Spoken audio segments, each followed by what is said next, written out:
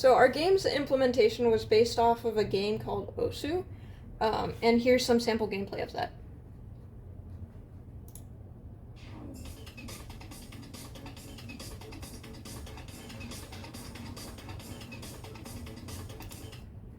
So for our hardware, we used two buttons.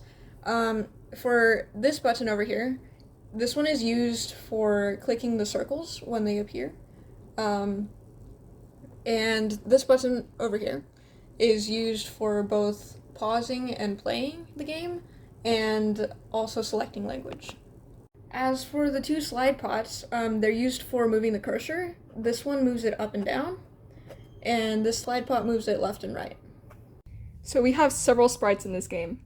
We have a middle circle that indicates where the user should press, and we have an outer circle that gets smaller over the course of 2 seconds. And when the outer circle meets the middle circle, that is when a click will be considered successful.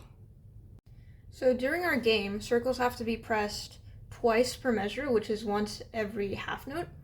And to keep that beat, we used the Tetris theme song and outputted that. To do that, we used a 4-bit DAC with a sine wave for each note.